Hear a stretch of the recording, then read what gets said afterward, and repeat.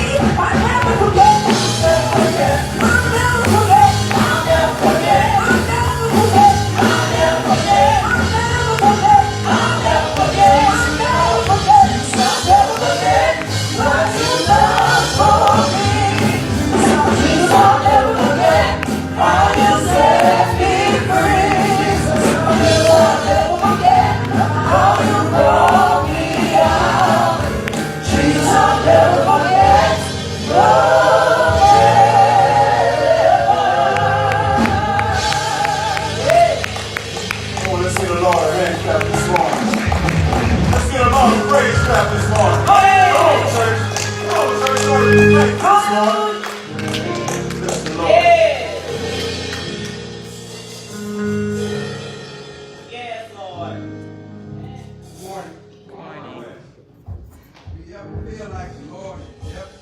And you ever feel like he's just not going to come back? We're going to read Lamentations, 3rd chapter, starting at verse 20. My soul has kept still in remembrance. It is humble in me. This I recall to my mind, therefore I have hope. It is of the Lord's mercy that we are not consumed, because his compassion fail not. They are new every morning. Great is thy faithfulness. The Lord is my portion, saith my soul. Therefore will I hope in him. The Lord is good unto them that wait for him, to the soul that seeketh him. It is good that a man should both hope, quietly wait for the salvation of the Lord. Amen.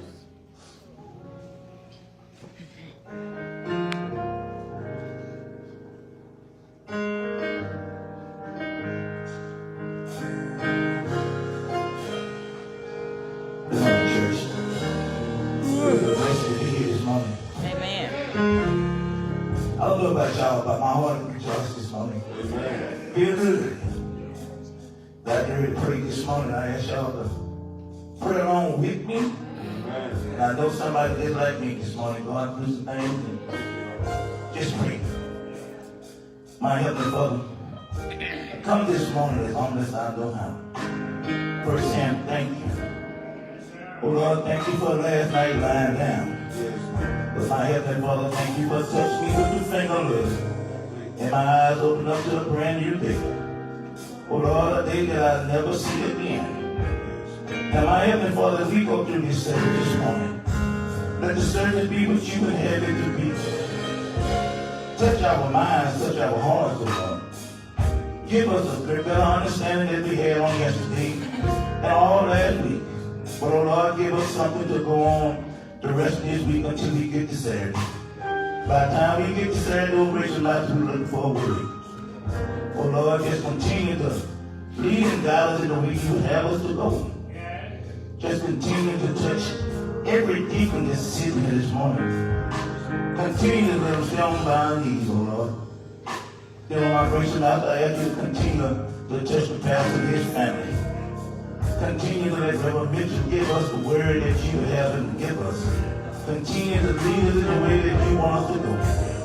Oh Lord, touch his heart, touch his mind. Continue to stand up in him as you sit him down. You know, gracious master, I know I'm not the only one, but a young man been on my mind all week long.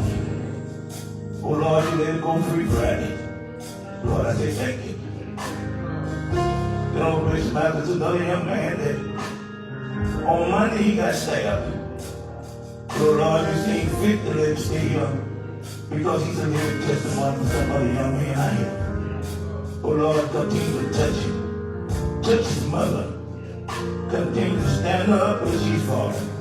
Let the Lord, she has to do is continue to lean and depend on you. And everything will be all right. Oh Lord, I say thank you this morning. If I can't say nothing else, I just continue to say thank you. Thank you. Oh Lord, I need you. Now Lord, I ask you to continue to give me the strength to go on every day. Sometimes these old legs get a little weak. Lord, I know you. Continue to stand me up. Continue to give me the strength to do what you have me to do. Continue to allow me to touch some other young man that's gone astray. Continue to let me lead them. Let me be a light in their life. Oh Lord, I say thank you. Now my Heavenly Father, I have to leave this heavenly place one day. I ask you to give me a place in your kingdom where I can praise your name forever. Amen.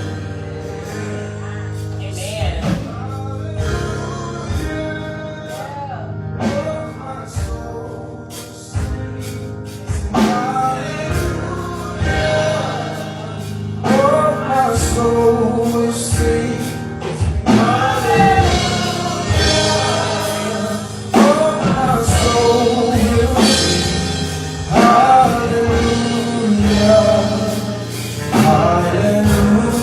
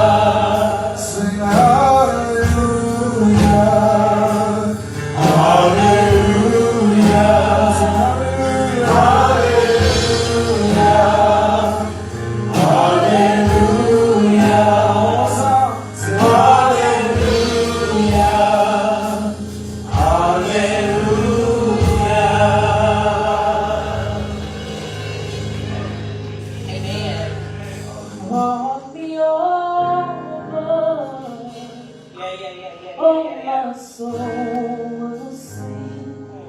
You brought me over. Yes. Oh, my soul will sing. You brought me over. Oh, my soul will sing. Hallelujah. Hallelujah. You brought me over when I didn't see my way through, when I couldn't figure it out, when there was doubt in my mind. You brought me over. Oh, my soul was singing. You brought me over. Oh, my soul will sing. Hallelujah. Hallelujah. Hallelujah. Hallelujah. Come on, say hallelujah. Hallelujah. Hallelujah. Sing hallelujah. Hallelujah. Sing hallelujah.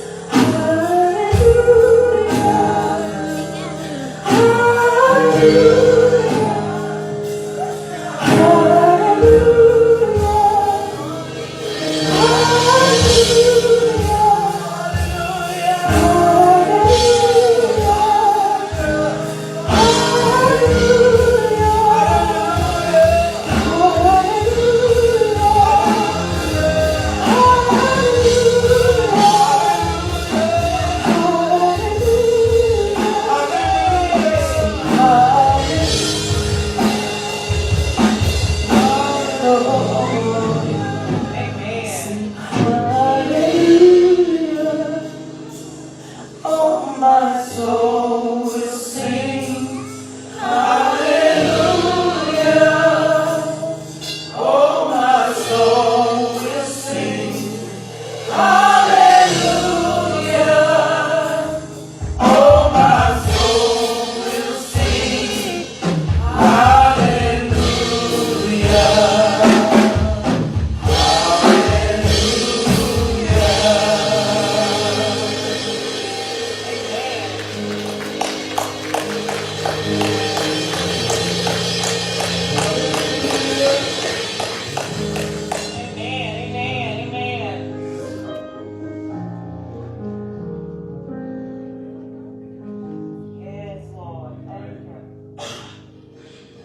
Put your hands together all over the building. At this time, we will have our announcements. Amen. And then we will have some Black History presentations. And we will move forward in the service. Amen.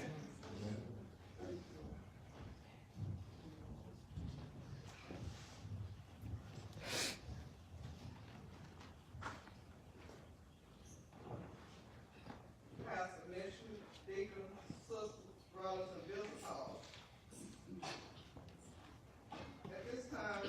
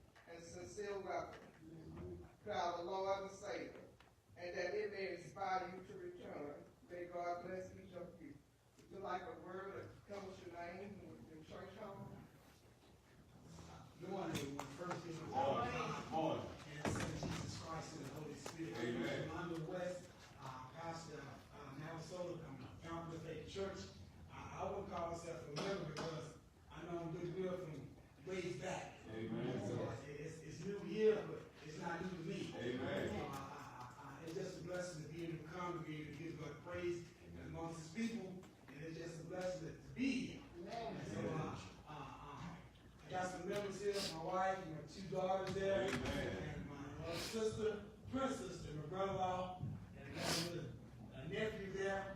We all go to Fountain Faith Church in Minnesota, Texas. So it's just a blessing to come and worship with you all and give God glory. Amen.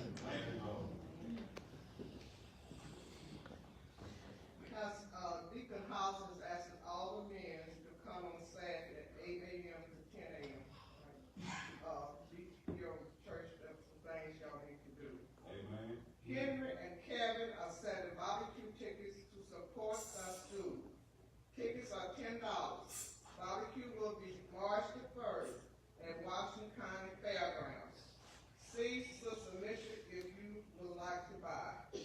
Green Girls Table Dinners to present Women's of God sipping tea on Saturday, March the 30th.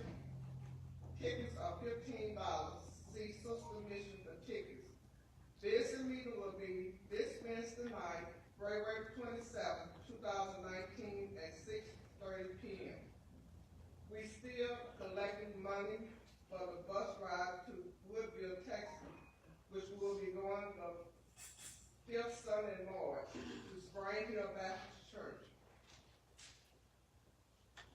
Donations to Helen Rena for $100.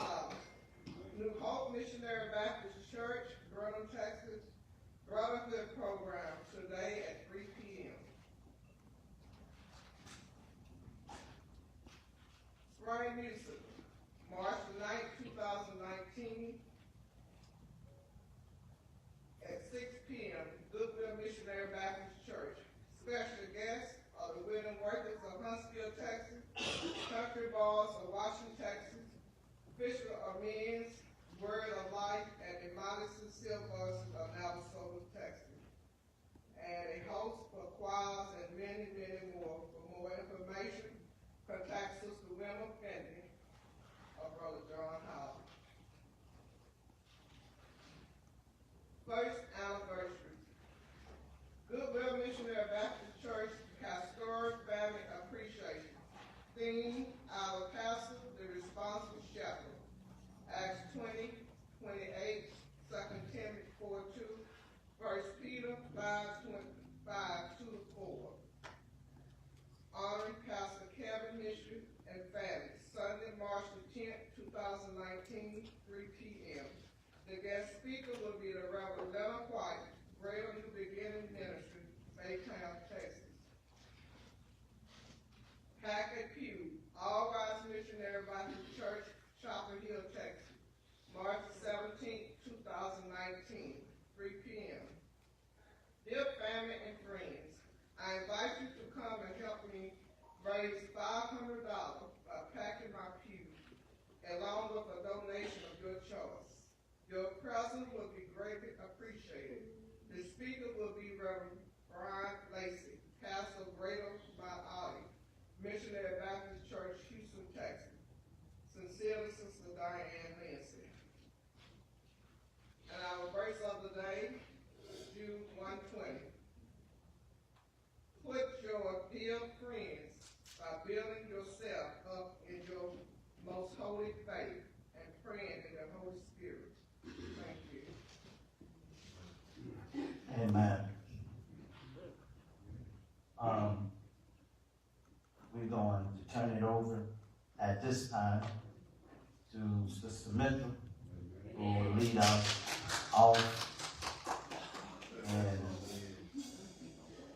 our program, our presentation. Okay, so we have a fun part. This is our Black History Trivia. So we're going to see how well you know some Black history facts, and we got prizes for the winners. So our first question, Sister Brittany, if you can tell me, just raise your hand if you know the answer, and she'll just tell me what hand goes up first. Brother Dexter, you got to see the question first.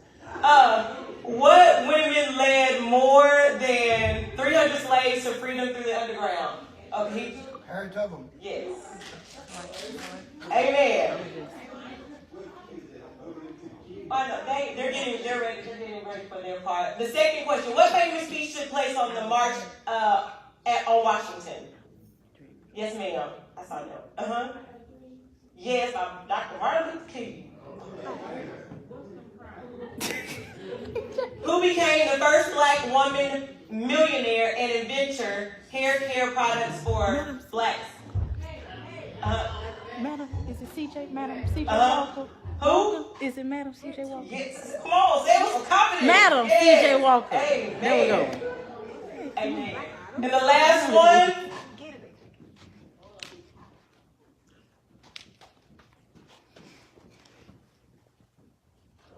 And the last one. Oh. Amen. Thank y'all for participating.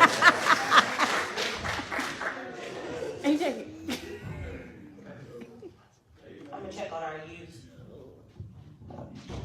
This is Sonic. Sonic and Victor. I got a cherry limeade. What you got?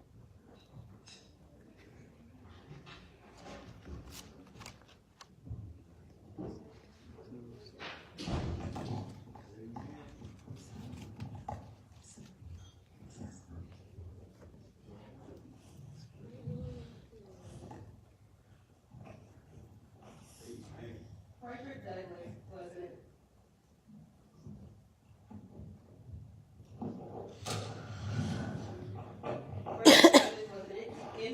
escaped slave who became prominent activist, author, and public speaker. He became a leader in the movement that sought to end the practice of slavery before and during the Civil War.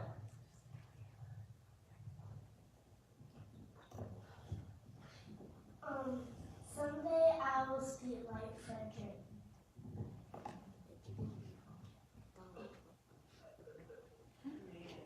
Maya Angelou was an American poet, singer, and civil rights activist.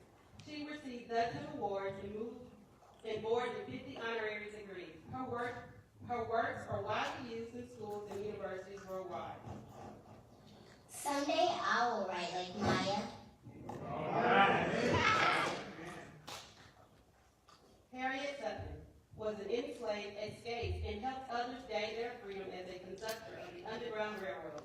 She is also considered the first African-American woman to serve in the military. Someday I will lead like Harriet. By refusing to give up her seat to a white man on a Montgomery, Alabama city bus in 1955, Rosa Parks helped start the civil rights movement in the United States. Someday I'll challenge like Rosa.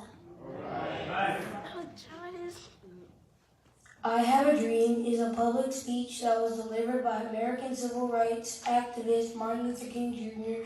during the March on Washington for Jobs and Freedom on August 28, 1963, in which he called for civil and economic rights and an end to racism in the United States. Someday, my dreams will come true.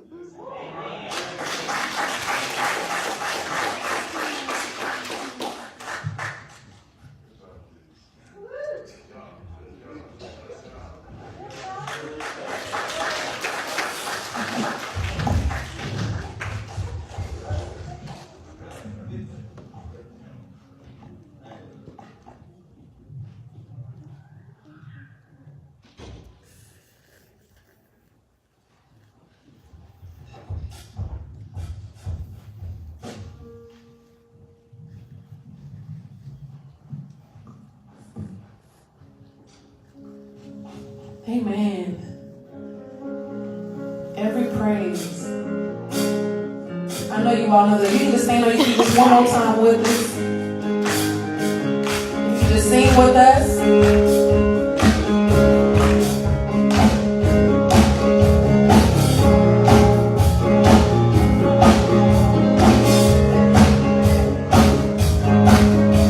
Come on, all over the house. Come on and lift your voice right here and say every praise. Every praise to our God. Every word of worship with one accord. Every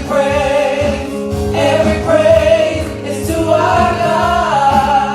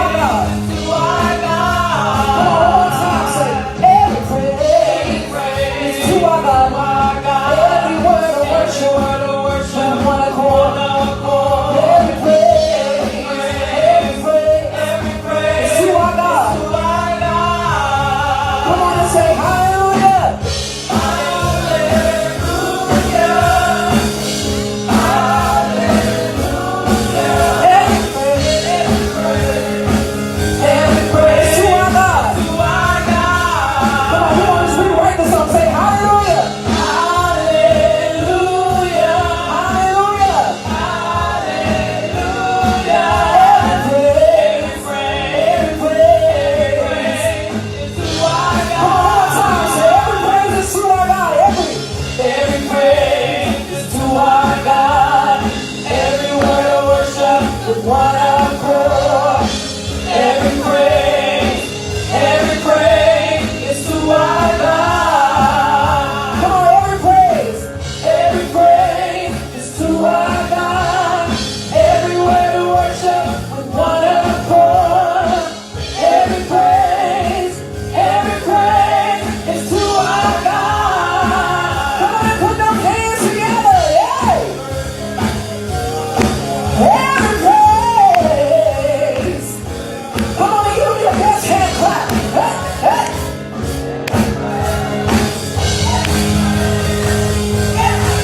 Every praise is to our God. Every word of worship, one accord. Every praise to our God. Every praise is to our God. Every word of worship with one accord. Every praise, every praise, every praise, every praise, every praise, every praise, every praise, every praise, every praise, every praise, every praise, it's to our God. Praise the Lord. How many come to give praise unto our Lord? Now we will have our offering at this time. Make preparations to give unto God, and what you will give unto Him. Since we have so many first-time visitors, we believe that Goodwill and a financial statement, action, give it unto God. Whereby when we speak these words, we trust that He will give and do what He says by His promises as we give in the tithe, in obedience, and in the offering sacrificial. Amen. Pledging unto Him what we will give beyond the tithe. And so just repeat after me. Say, Lord, I'm giving cheerfully. Lord, I'm giving cheerfully. In tithe and offering. In tithe and offering. I see money growing. Debt reducing. Wealth collected. Poverty decreasing. And faith rising. Because I cannot beat God's given. We're in the hands of the usher.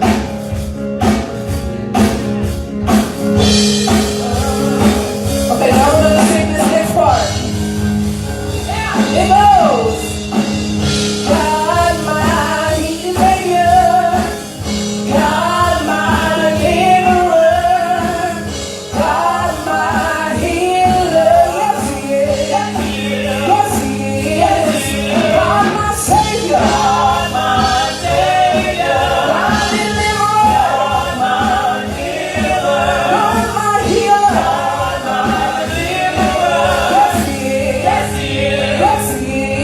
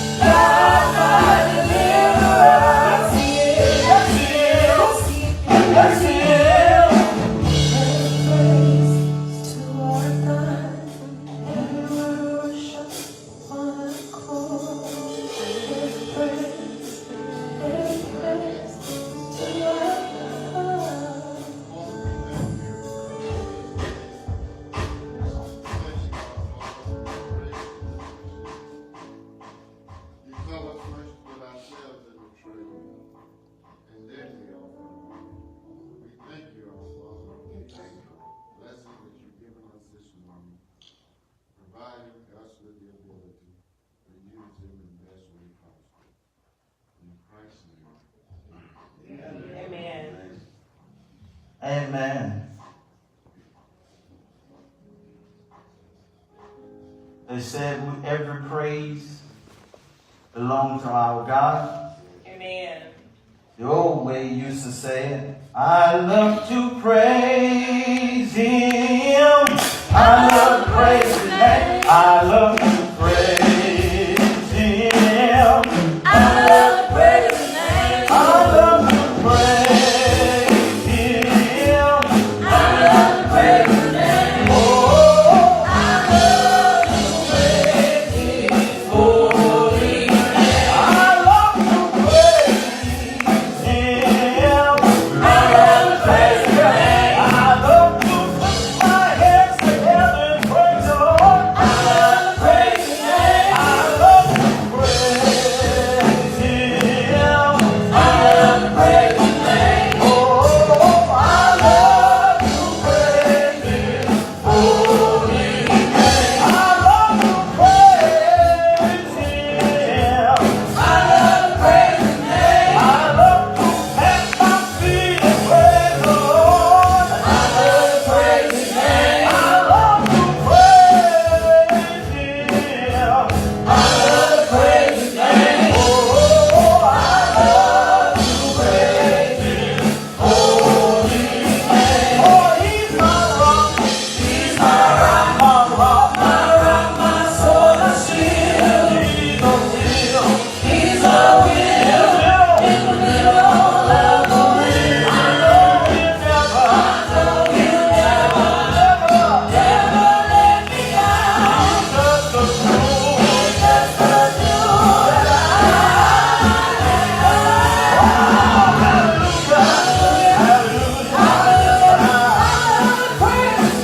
Come on and say hallelujah. Hallelujah. Praise His name. Oh, hallelujah. Hallelujah.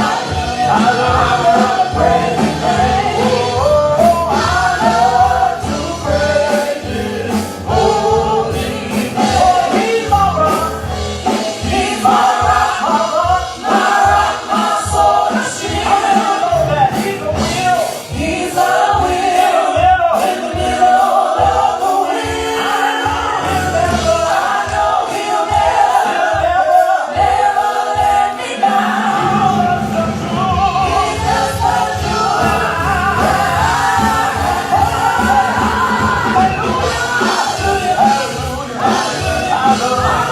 Praise His name.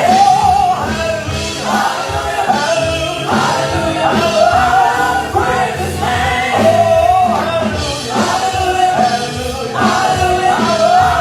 Praise His name. Oh, I love to pray. Oh, I love to pray.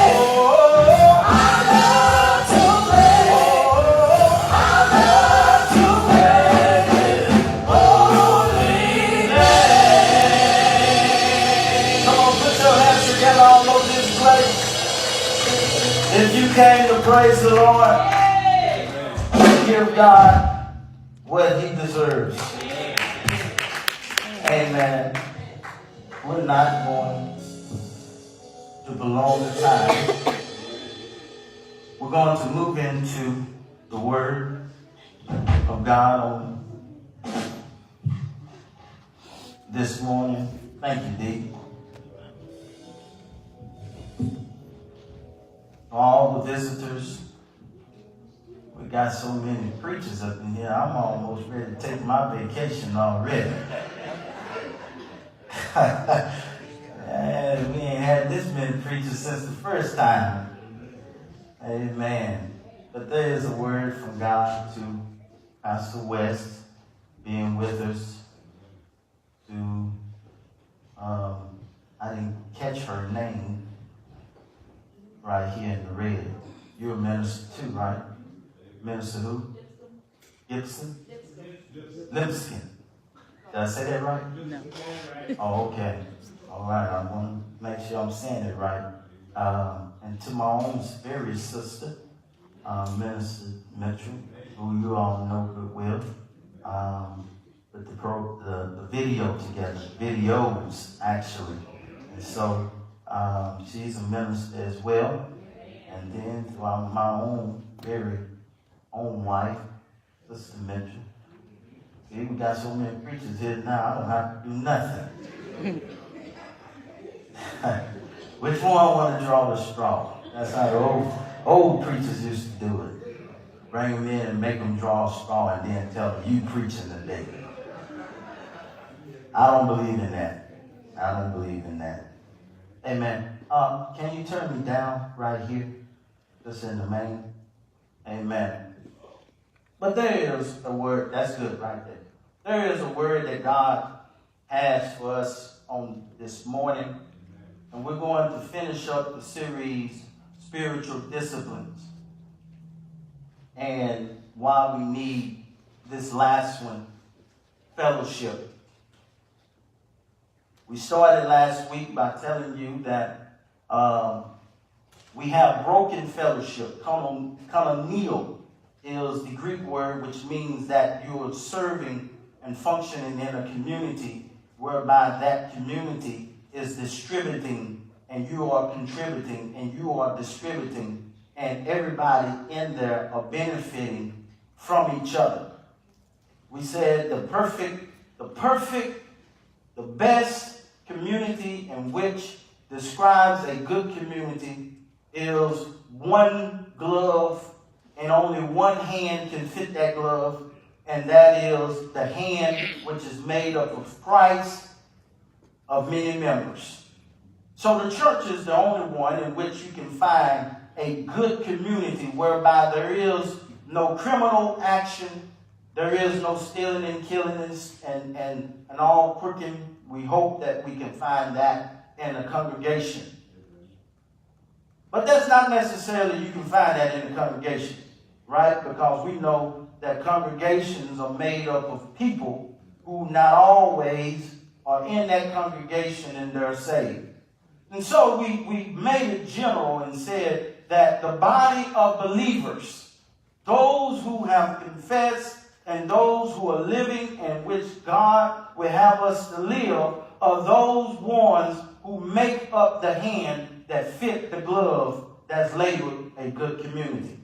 Right. However, we have broken fellowship because we have a problem. We said last week we had a problem for those who are visiting, and that problem is that Paul encouraged and commanded and required that we forgive in which God has forgiven us.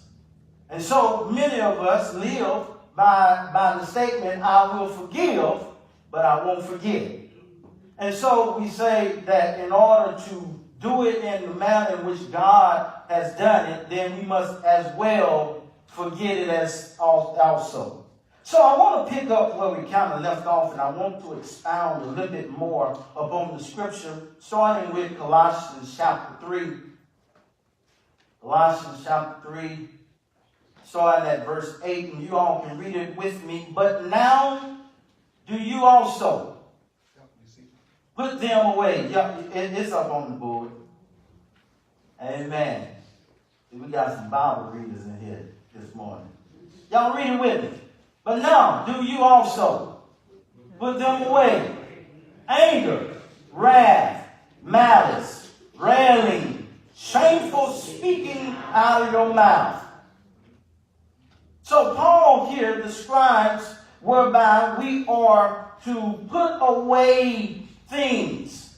Remember we said that he's describing a procedure whereby we take off clothes and then later he says we are to put on things, put clothes back on. He's describing the incidents whereby a man would go during his time to the river and be baptized, and he would take off his old clothes. And after he is baptized, he would leave those clothes on the ground at the river, and someone would be awaiting on him, and they would hand him a white robe. And he would put that white robe on, and that would now be his attire to live and throughout the community and abide with sinners and saints. But they would know something about this man. He's left his past behind.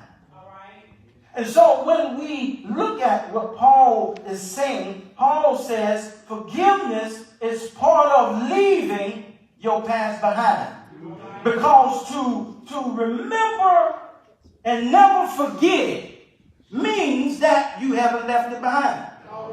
You're still carrying that old baggage. You're still carrying that old weight. And Paul says this, lay aside every weight that so easily beset you. And I left off sin for a reason, because when we won't forgive people who have harmed us, that becomes baggage. That becomes weight. And long as we carry it, then that will lead us into what Paul also says, where he says, wait in sin. Because on this morning, I want to talk about some words as well that Paul uses in the text. He says, put away wrath, put away anger, put away malice. These are words that describe a strong feeling of indignation, a strong feeling of madness. It's almost like a ravaged dog who is sitting there and has rabies, and he's just angry even at the person who has owned him and raised him up since he was a pup. But now, since he has rabies, he's lost his mind. And so Paul is talking to the Christian brethren, to the Christian sisters, whereby he is encouraging us to put off that which would make us crazy and act like we are some raised animal. Look at your neighbor and say, neighbor, you weren't created an animal. You weren't created an animal. God created us with reason. God created us with a mind to think and to function, because he created us after himself. He says, put away the King James Version puts it like this, put away blasphemy. When he talks about, when it says slander, he says, put away that shameful speaking, that blasphemy. We think blasphemy only can occur when we're talking about God. But Paul here says that when you use slander against your fellow humans, that's blasphemy. I know you've been heard and you've been taught that blasphemy is the only sin that is unforgiven. Well, I stop by to tell you, when you talk about fellow humans, that is called blasphemy, because you're slandering them outside of who they are. Or they may be slandering you. Amen. So watch this. So let's go to Ephesians chapter 4, verse 3, whereby Paul again uses a similar list. He says this, let all bitterness and wrath and anger and clamor and railing be put away from you with all malice. Let me try to break this down. Paul uses two words that are similar. He uses our English word wrath, and what we translate themos is the Greek word whereby we translate it into wrath into our native language of English. And I looked up the word wrath in English. Wrath is a strong, vengeful anger. Look at your neighbor and say, neighbor, don't be vengeful. Don't be vengeful. Paul is so aware of this emotion of vengefulness to where he talks about it to two different churches. Did y'all catch that? He talks about it to the church of Colossae, and he talks about it to the church of Ephesus. So it seems to me that Paul went around the countryside to different churches and told them, when you become saved, you got to start undressing yourself. The first thing that you must learn to get off of you is the thought that I got to get them back. How many of you have lived your life in a vengeful manner whereby your mind tells you that I got to get them back? And so you sit there and you contemplate and you rationalize to yourself how bad they mistreated you, how angry you have become. And it's because you have this thumos that's raging in your life. You have this anger, this rage. And Paul went a little bit further than that in Ephesians, because he as well used the word orge, which is what we translate anger into. These words in the Greek understanding are very synonymous. They have the same meaning pretty much. And so what Paul was telling the church of Ephesus, he says, listen, you got to get off that wrath and you got to get rid of that anger. He doubleized his meaning right there. He told them, listen, anger is just like wrath. Basically, in the Greek term, he uses orge, which means it is very similar to thumos. What Paul was saying is that this is the one emotion that will keep us locked down.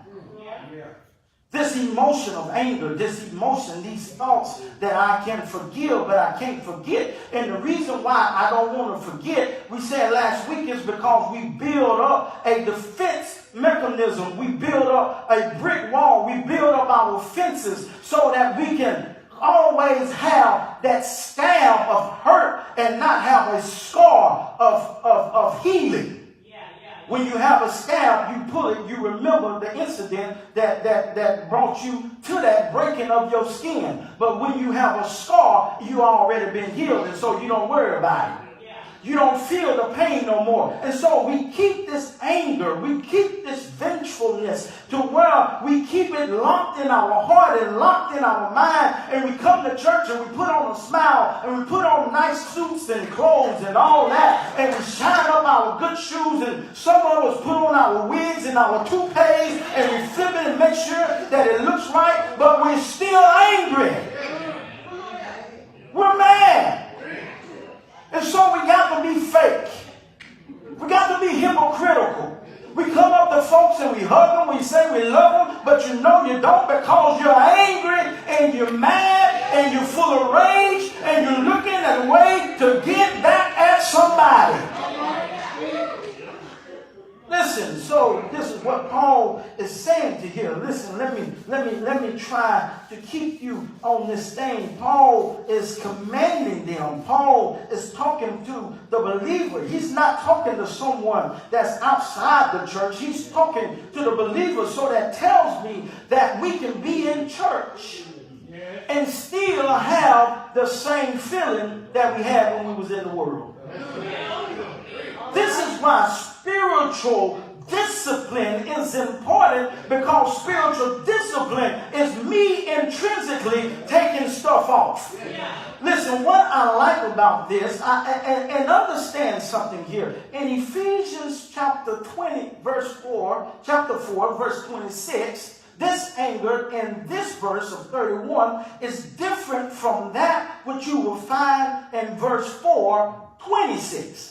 Because someone thought, I thought that the word of God said that be angry and sin not. Let not thy son go down upon thy wrath. Because I believe that we have some Bible students in here. And so I need to tell you something, that the word angry in verse 26 isn't the same word that's in verse 31. However, our English language can only find one word to translate it to where we will have an understanding, but the two Greek words are very much different. The word that Paul uses in verse 26 implies that you are not to be one who you can be irritated or angry or become upset whenever the devil is trying to entice you to sin. This is what Paul is talking about in verse 26, because he says in verse 27, don't give place to the devil. So he uses the word orgizo. He didn't use the same word that he used down in 31 where he said orge. In verse 26 he said orgizo, which means that I can become irritated when the devil walk a woman in front of me and she don't have no clothes on. Can I talk to y'all on this morning? I can get upset when I go into Walmart and women letting their daughters wear shorts that stop at the bottom of their behind level and they got a cheek hanging out. And then my wife look at me and say, what you looking at? Well, I can get upset. Not at my wife, but at the mama who allowed her daughter to come out in public like that. Because that is the way that Satan will try to entice us. And so I can get upset about what the devil is trying to get us and trap us into a sin in which he's trying to trap us back into sin, back into that old man. But what Paul is talking about in verse 31, Paul is not talking about our spiritual us. He's talking about our social us. How we function in communities.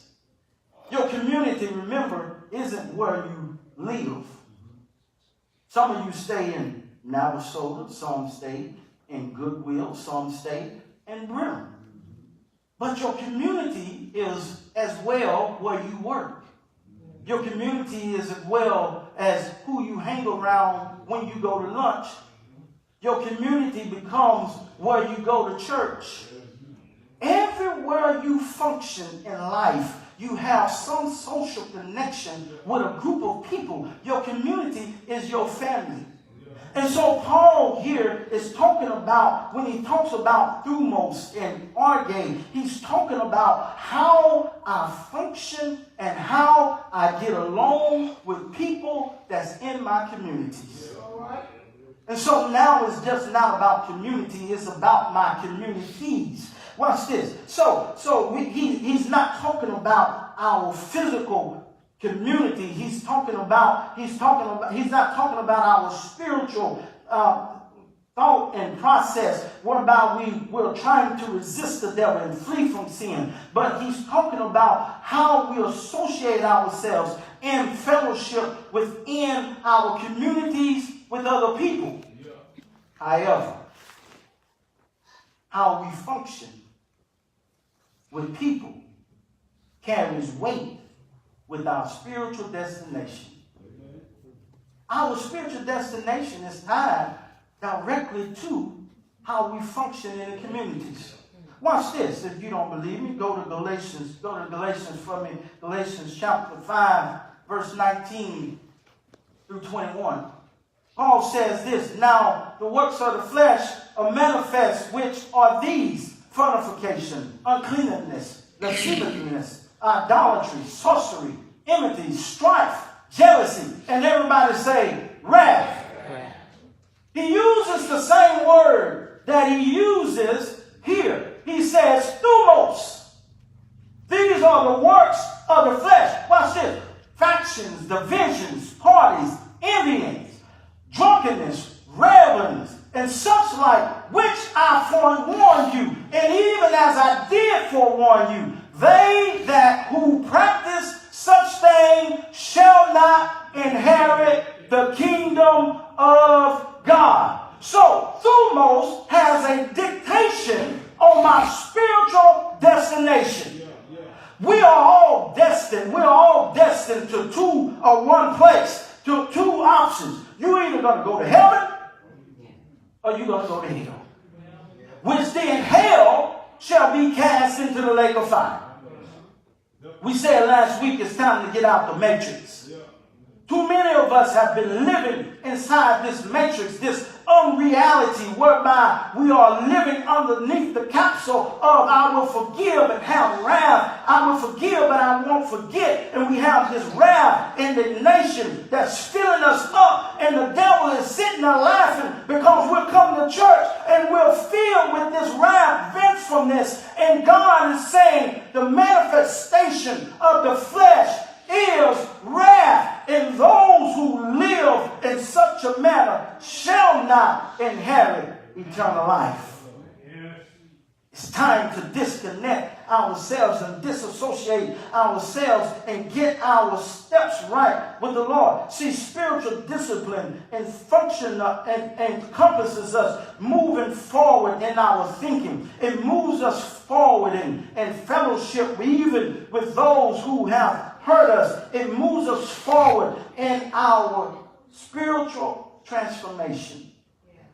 We have this belief statement as well here. We like to say, which I haven't been putting this in front of you, but I will put this on this morning, that we believe in Christ and then we transform into Christianity. See, Paul here remember, Paul is giving us the illusion of taking off clothes. And I'm so glad that he gives us this illustration. My dad would say you woke up ready to roll. You already had them on. But either way, you had to put those clothes on. Yeah.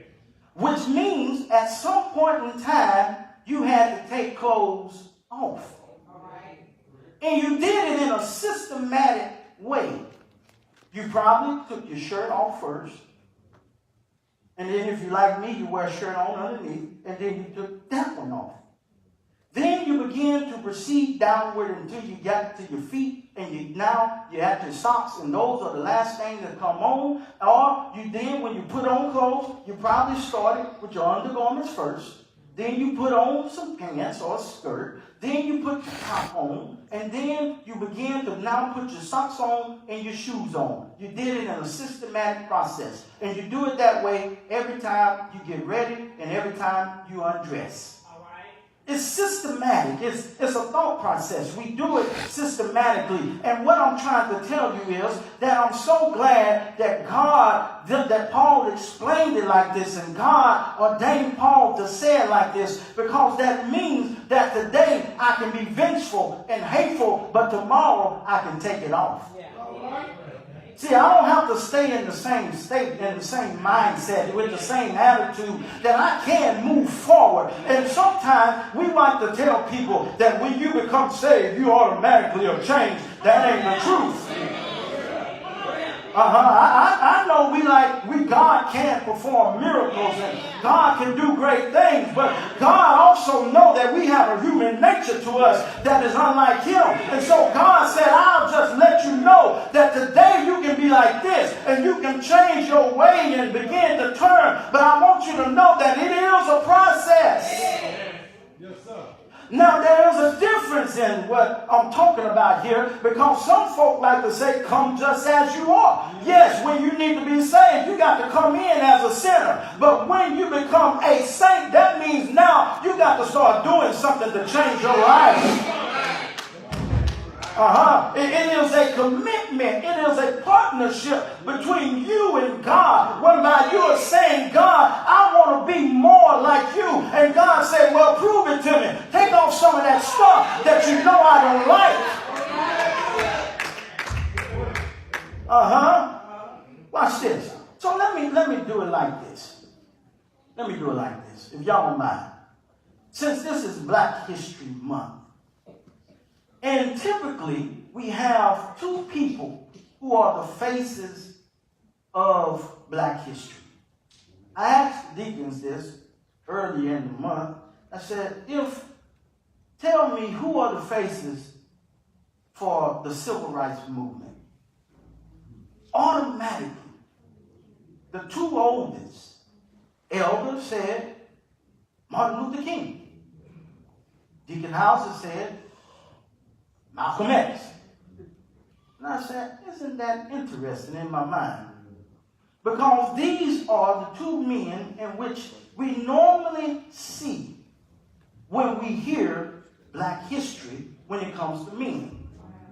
A woman would probably say Rosa Parks, because she associates more with the female gender than the male gender. However, I want to look at these two men on this morning to try to make my point even more clear. And I want to start with that you need to understand that these two men, from a social standpoint, let's strip away what we know about them as far as religion. Let's just look at their social standpoint. Their way of trying to function in the community, trying to fellowship in the community. Watch this. Both of them had the same purpose. Both of them wanted to see the blacks come up to equal rights. They was on the same ground. They was in the same ballpark when it comes to their purpose. They wanted to see the minority, the African American, to be treated equally. However, they did have some separation. We'll get to that in a moment here. Let me tell you something here. That fellowship is not only broken because we have this thought of unforgiveness, but fellowship can be broken in countries and on jobs and in towns and families and as well in the church whenever we can't get beyond Colossians chapter 3 verse 10 and 11. This is what Paul said. He says, having to put on the new man that is being renewed in the knowledge after the image of him that is created, where there cannot be Greek and Jew, circumcised and uncircumcised, barbarian and Scythian, bondman, free man, but Christ is all and in all. Let me try to do it like this, because that didn't make a whole lot of sense to a whole lot of you. Let me look at the word Scythian for a minute and to the word barbarian. What Paul here is saying, when he named the Scythian, these are slaves that are beneath the slaves. Can I break it down like this, y'all? Do y'all remember, Django? Have y'all seen that movie?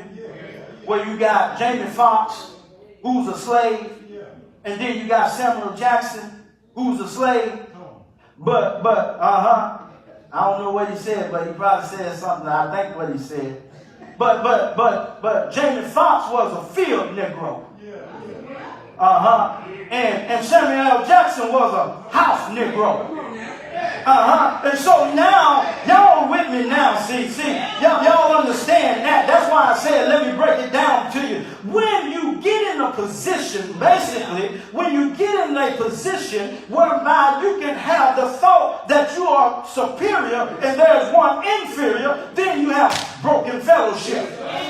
This is why he said there is neither Greek nor Jew. Jews thought they was better than the Gentiles, because they were the chosen one. They were the anointed one. They were the seed of Abraham. So they walked around pounding their chests out and patting themselves on the back. And those Gentiles didn't have no business talking about the God of Abraham, Isaac, and Jacob. They ain't nobody, because they are inferior to us. Oh, can I keep walking here? Y'all know that the house Negro is looked at in a bad way from the field Negro. Who that Negro think he is? He's just a slave just like I'm a slave. He's just working and cleaning in the house.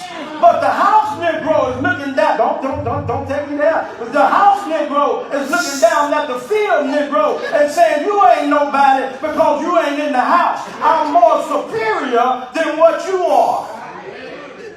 See, when you have this concept of superior and inferior, you will have broken fellowship. You can be heading for the same purpose. However, because you feel yourself superior and someone is inferior, you can't have fellowship. Don't you know that happens in the church? This is why black folk and white folk can't go to church. This is why when black folk go to the white congregation, we look at them and say, who they think they are? They better than us? Because they're going where? To the white church.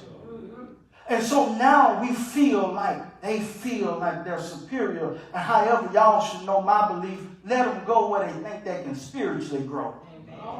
If they can't grow underneath a black man, I pray to God that the white man can grow them spiritually. Amen.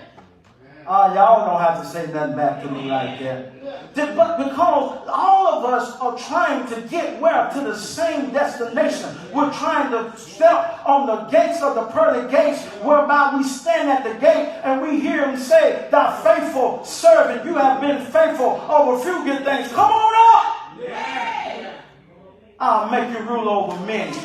That's what we're all trying to get to. But we can't fellowship down here because we think somebody is better than us. I'm no better than you as a minister or your pastor than what you are as a pew sitter.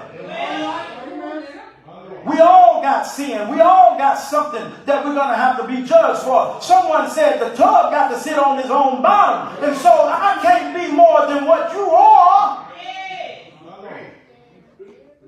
my tub is dirty. And your tub is dirty. We just a bunch of old dirty tubs.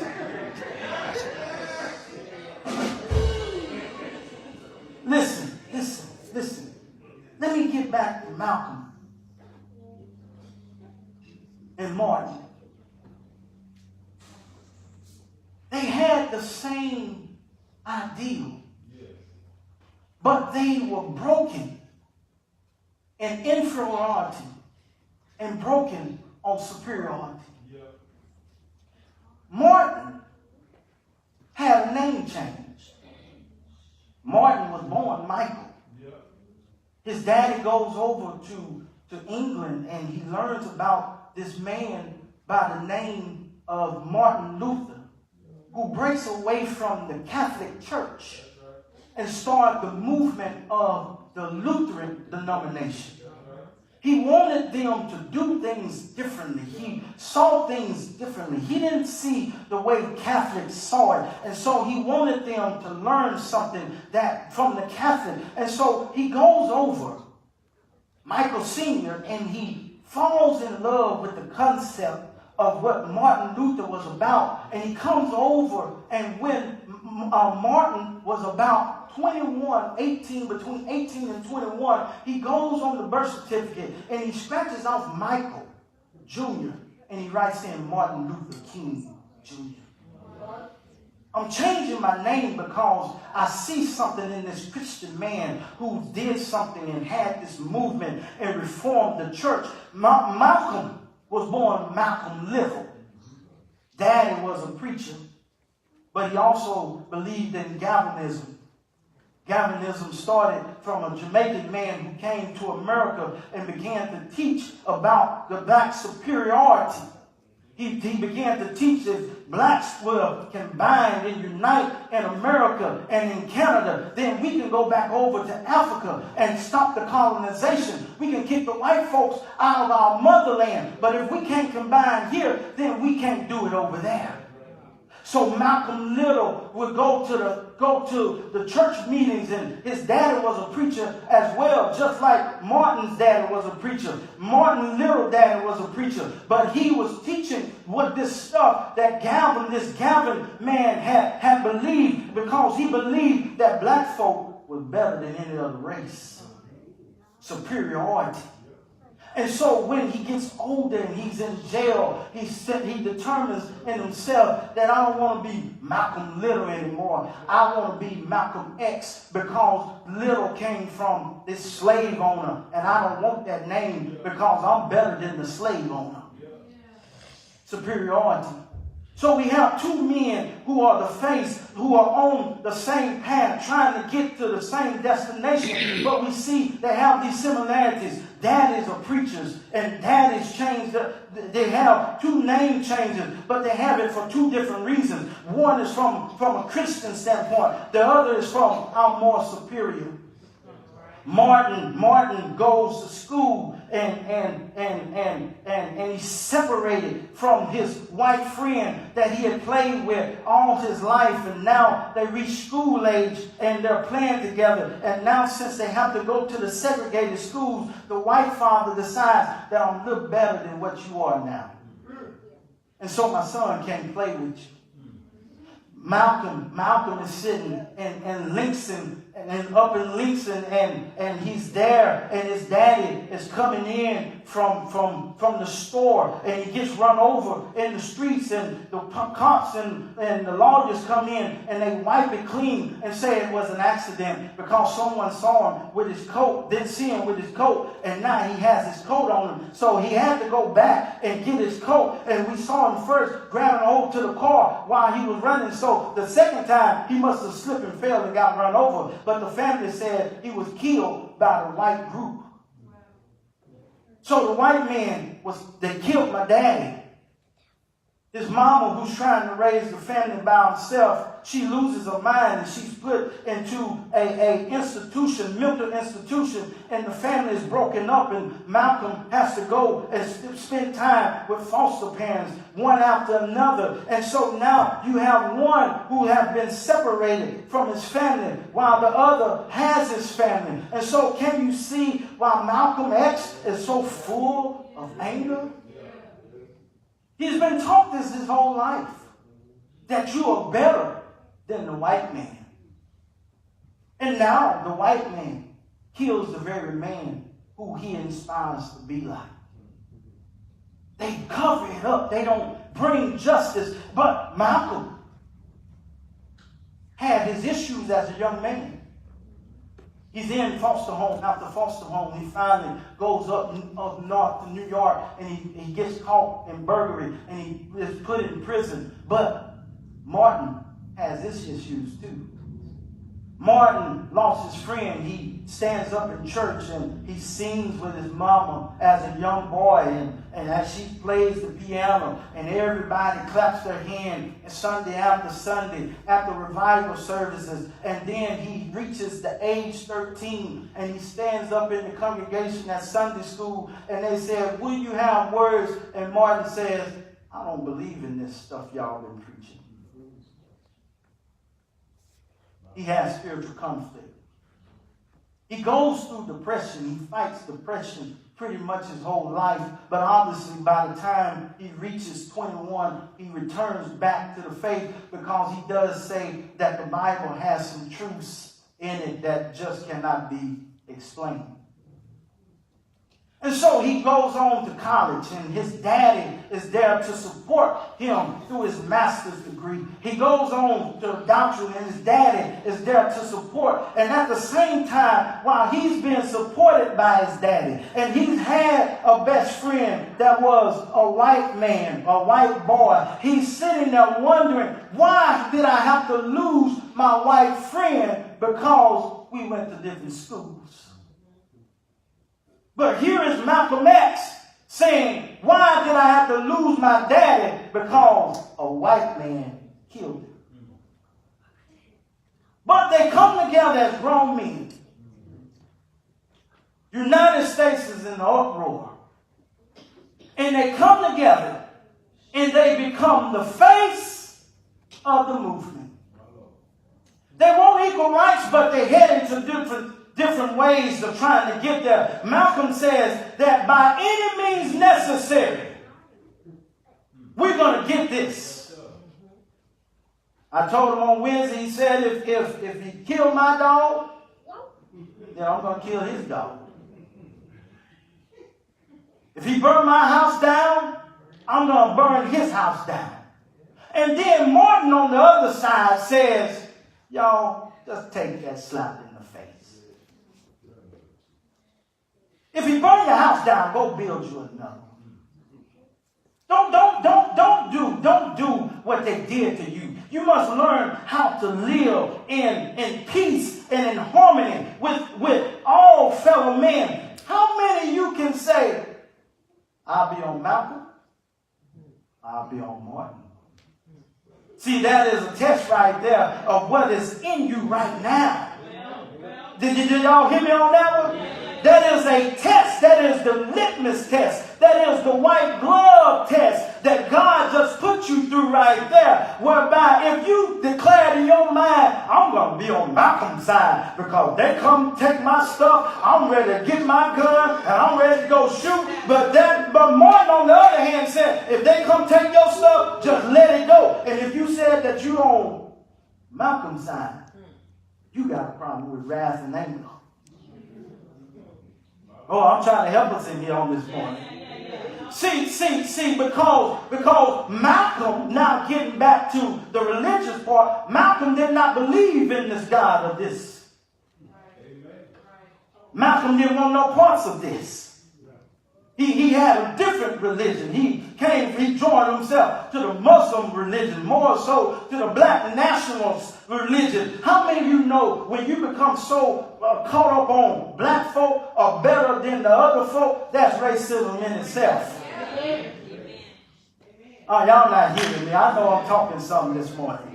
But Martin picked up the Bible and discovered that God did have some stuff in here that didn't make sense to him as a young man. And he doubted it for a little while. But he came to the conclusion that it do make sense, because this is the way for me to get to that God that sits high and looks low. Watch this. So go to Matthew chapter 5, verse 44 through 48. Let me prove it to you on this morning. And I'm almost done here. Matthew chapter 5, verse 44. Jesus is talking at the Sermon on the Mount. I made reference to this last week just for a little bit, but let me try to go a little bit deeper. Jesus said, but I say to you, these are the last words of the sermon. You know that you got to save the best for last, because you want people to remember it. So what he said at the beginning, half those folk forgot it. And so he saved this for last. He says, but I say to you, love your and pray for them that, watch this, let me stop right there. Love them who are hostile to you. Love them who burn your house down. Love them who burn a cross in your yard. Love them who walk across you and they have a hood on that's white and a cape on that's white, and you know they didn't come from a baptism. Love them who will look at you and call you a nigger. Y'all said this Black History. Love them who are hostile to you. Love them who will sit there and try to take your job. Love them who will mistreat your children. Love them who will mistreat you. Love them who will talk about you. This is what Jesus said. He said, love your enemy. He said, pray for them that persecute you. Pray for them who will sit there and put you on the cross and then laugh at you. Pray for them who will put you on your knees and pull a trigger from behind your head. Pray for them. Somebody say, pray for them. Pray for them. We spend more time praying for our friends, praying for our companions, praying for those who will do us right. But Jesus said, go down on your knees and pray for them folk who you know are trying and in pursuit to kill you. Did y'all catch that? Because the word persecute actually means those who are in pursuit of you. They're trying to catch you. They're trying to destroy you. And Jesus said, why don't you let them catch up to you so you can go down on your knees and pray? You know, lost his mind. Here I am running from my life. I'm in full stride. And Jesus said, stop and start praying for that which I'm running from. He done lost his everlasting mind. Watch this. He says, do it, whereby, in verse 45, that you may be the sons. Oh, did y'all catch that? I don't need to say nothing else to it. That you may be the sons of your Father who is where? He's not talking about Booker T. Jackson. Because my daddy, when he wouldn't run and he wouldn't pray, he would stand ground right there. And he's going to be red as a firecracker. But if I want to be like my Father in heaven, if you want to be like your Father in heaven, he said, stop and pray for them. For you make it the Son, for he maketh his Son to rise on the evil and the good. And he said it rain on the just and the unjust. Verse 46, for if you love them that love you, what reward you have?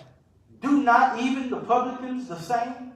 This means the publicans means that these were tax collectors who were taking the money of their own folk to support the Roman Empire. They was looked at as traitors. And then they extorted the people by charging them more to line their pockets. And so these were chief sinners in the land. He said, these traitors, if they can love and salute and pray and all of that, what makes you think you any better?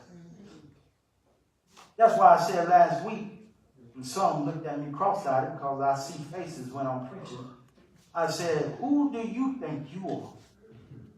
Or who do I think I am? To take my eyes and try to turn them and look down my nose at you. Yeah. But this is what we do. This is how we break fellowship. Watch this. Look at verse 48. Go down to verse 48. He says this. After all of that, he says the last word. You therefore shall be perfect, as your heavenly Father is perfect. When we gain the ability to be able to not look at folks in superior or inferior, we gain the ability to fellowship. And fellowship gives us the ability to be completed. Amen.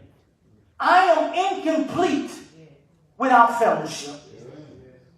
I am incomplete if my fellowship is only tied to a certain particular race or a certain particular group, whereby now I think myself more than what I am because now I associate with the other folk on the other side of the track, and I forget that I came from roaches.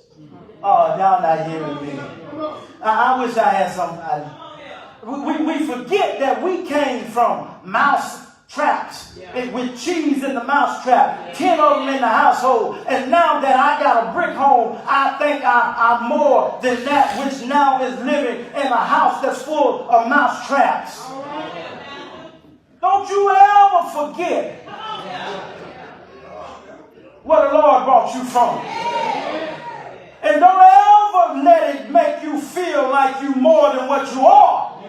Because the same God that took you up, you'll get up there and have the wrong character, you'll pass him going back down. Can I talk to you all this morning? Listen. This is a process of change. It happens, and our process of change is trying to get us into the life of completion. That is what perfect means. Where I am complete, where I have nothing that I'm missing. Listen, and so in Colossians chapter 3, verse 14 and 15, Paul says this. He says, and above all these things, after he said put on love, after he said forgive, he says above all of that I have said, taking off malice and all of that. He says, after you put on love and all of that, he says this. He says, put on love. Yeah. For love will bind everything together. Yeah. You can be long-suffering and tender-hearted. He says, but to make it look right, to make my suit look right, the jacket got to look right. Yeah. Y'all, boy, wait till y'all see Tutu in a couple of weeks. I can just say it like that. And he picked it out himself. I didn't pick it out. But he said, I want that jacket, Daddy. Because the jacket, he feels like after he put on everything, is going to make him look even better. See, you can't look right if you don't have love in your life. Love is what is the glue that binds every Christian virtue together. Love is what makes it happen. But he also says in 14, he says in 15, and let the peace of God rule in your heart. He uses the word peace here. In other words, it's like that old Smurf cartoon whereby Grumpy Smurf, the angel one, had the angel on one side and he had the devil of himself on this side, and he had to listen to which one he would follow, and he had to follow one. Every time God is saying here that we need to allow peace to rule our heart. Let peace guide you. Let peace dictate to you what will happen. Love is the opposite of unforgiveness. Peace is the opposite of vengefulness. Yeah. Listen. So the reason why Jesus said we can stop and start praying is because the psalmist says this in the 23rd number of Psalms. He says, though I walk through the valley in the shadow of death. I will fear no evil, for thou art with me. Thy rod and thy staff comfort me. Thou prepared a table before me in the presence of my enemies. So I can stop, you can stop and pray with the enemy in straight pursuit of you. And while you're praying, God is putting out a spread for you. And when the enemy gets there, he's going to pull him up a chair and he's going to sit him there.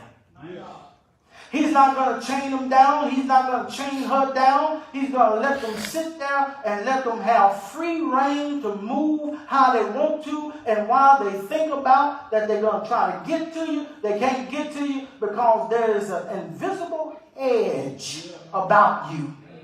This is what Job says when he said, Satan, where are you going? To and fro. He said, I'm going to and fro, seeking who I may devour. He said, have you considered my servant Job? And he said, God, you know I can't get to him because you have an edge about him. Your enemy can see you. Your enemy can smell you. He can reach out, but he can't touch you. This is why my wife believes in this scripture, no weapon formed against me shall prosper. Not that the gates of hell won't come against you, but they will not prevail. Why don't somebody shout out, I am victorious. Listen, young folk, you don't have to live in chaos. You don't have to live in calamity. You don't have to respond with them. Yeah. That's for the young folk. I thought I'd get their attention with that one. You don't have to clap back on Facebook and on Twitter and all that stuff. There is no reason to clap back because God has your back. I don't have to clap back at somebody talking about me on Facebook when God has my back. I don't have to defend myself on Facebook in public and let the world know that I'm in a mess and I have darkness around me. I'm in a valley of a shadow of death. All I got to do is just walk through the valley. Listen, Martin Luther King said this. Darkness cannot drive out darkness. Only light can do that. Hate cannot drive out hate. Only love can do that. The Constitution of this nation states this: life, liberty, and the pursuit of happiness. However, we can't live in happiness and we cannot pursue happiness if we are living outside of the legal law. He don't give us the right to go up and kill somebody and say, I'm happy, y'all. Yeah. He killed my brother, so now I'm pursuing my happiness, and I find him, I blow his brain out, and I look at the police, and I say, hey, I'm happy, you got to let me go. It don't work like that. Apostle Peter states it so much better when he states it in 1 Peter chapter 3. I don't even think I put that one in there, y'all. I'm sorry. And I need to go there. 1 Peter says this.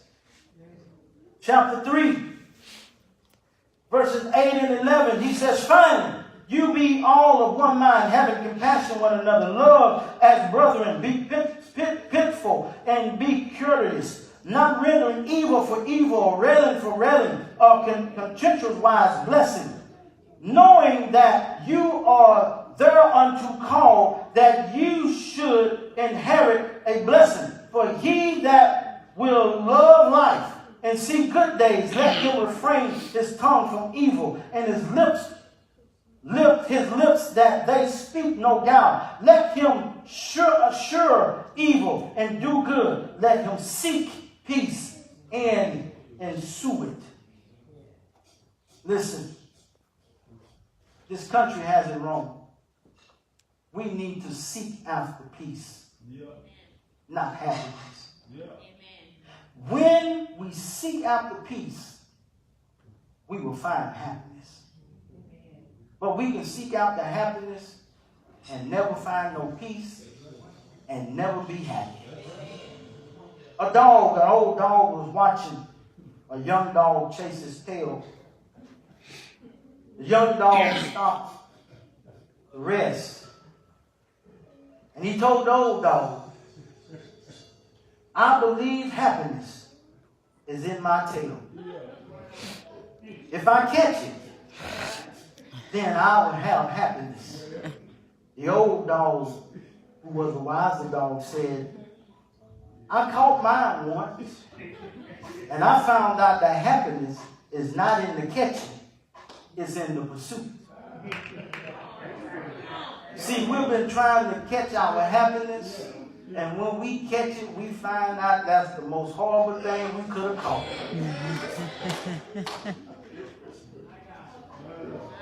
You chasing after that man, single woman, you think he's going to be your happiness, and you're going to catch him and find out that's your misery.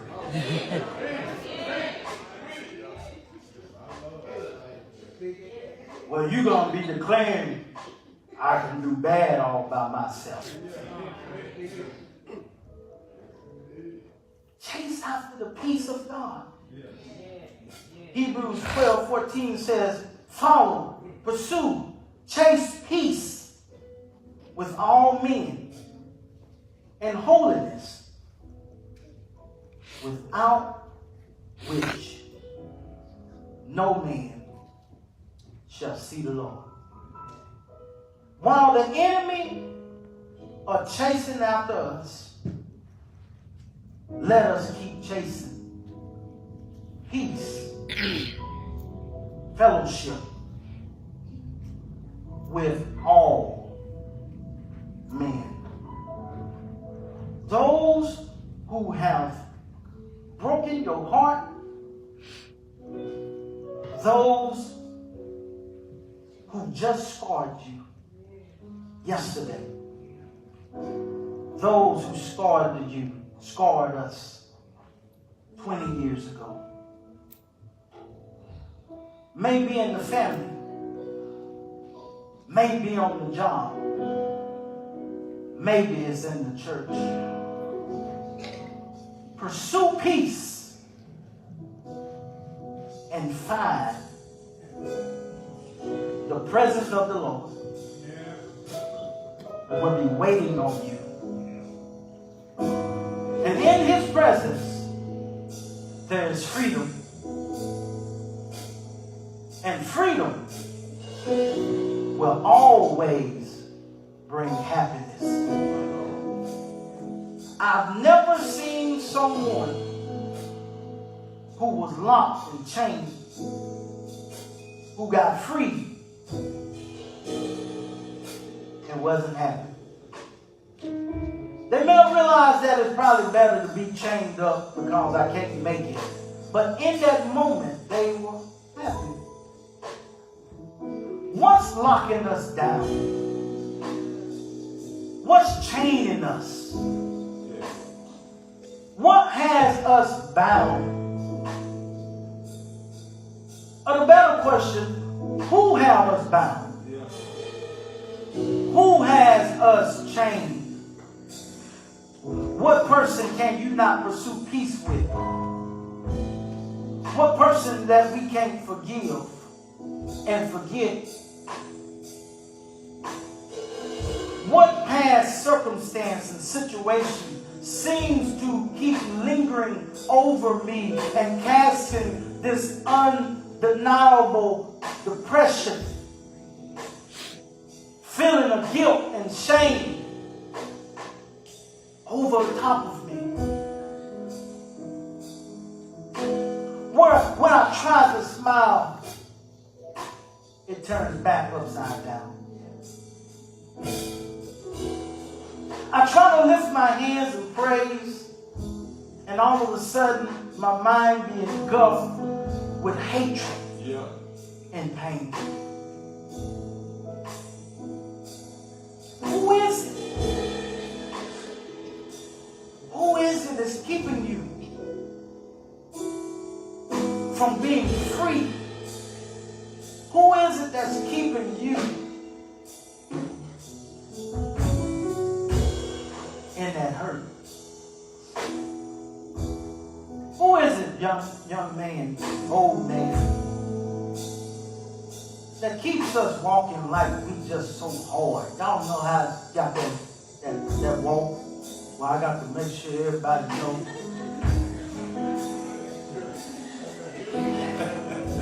No, I'm hard. My Lord. I can't be humble. I got to make sure that y'all know I'm.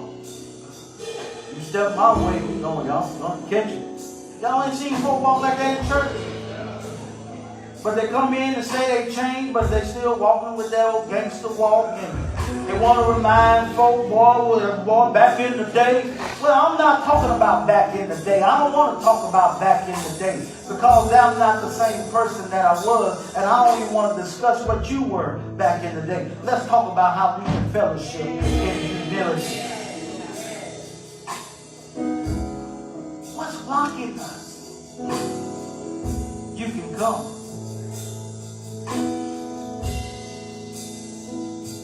You can come and lay it down at the altar. Leave it behind. Pick up your white garment and begin to walk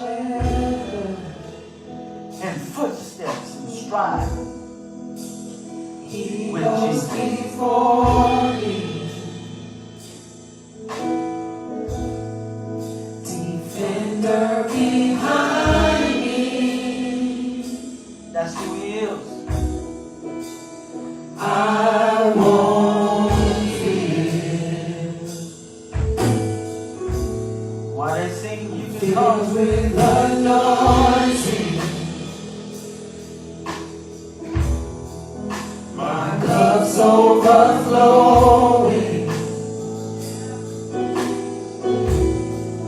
No weapon can harm me. No, they won't. I won't fear. The Lord is my shepherd. The Lord is my shepherd. Who goes before me? He goes before me. Defender behind me. I won't fear. I won't fear. I'm filled with anointing. I'm filled with anointing. My cup's overflowing. My cup's overflowing. No weapon. No weapon can harm me. I won't fear. Say hallelujah. Hallelujah. I am not alone. How many of you know that? He's my comfort. He's my comfort, always hold me close. He always guides me. He always guides me Through mountains and valleys. through mountains and valleys. His joy is refreshing. His joy is refreshing, Restores my soul. restores my soul. Say mercy and goodness. Mercy and goodness Gives me assurance. gives me assurance And I'll see his glory. that I'll see His glory Face to face. face to Say hallelujah. Hallelujah, I am not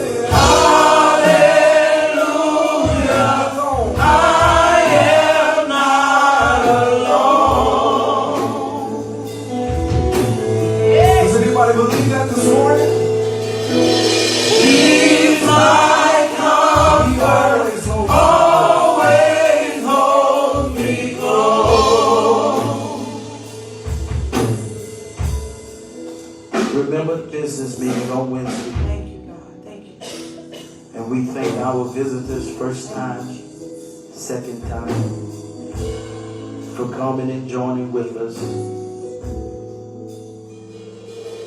Demonstrating that we can come from different places and have koinonia, fellowship one with another.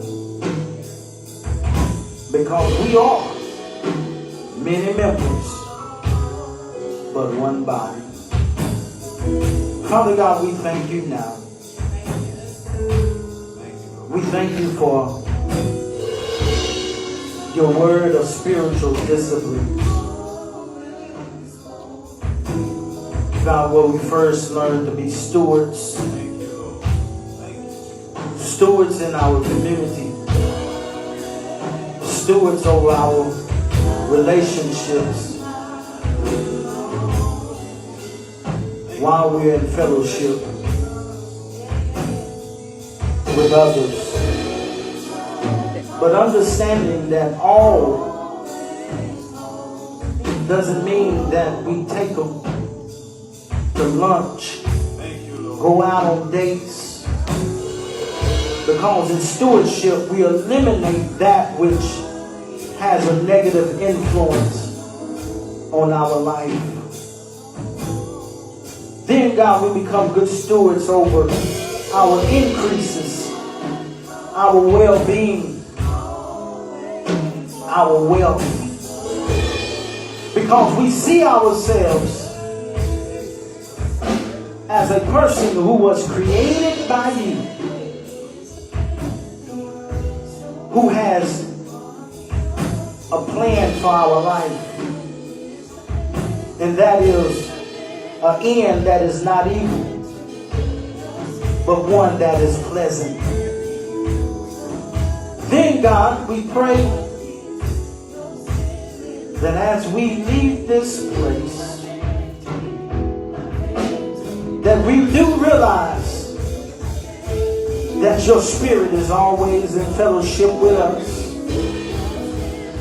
that we can trust in your word, and in the moment of our need, we can cry out in prayer to receive your help. Thank you, God. Thank you, God. Let your spirit continue to reign on your people. And we give you praise and glory. In Jesus' name we pray. Let all the people of God say, let the church say amen. Church say amen. God has spoken. Let the church say amen. Come on and give a great say, let the church say amen. Let the church say amen. God has spoken. Let the church say amen. You just means to go in peace. Say hello.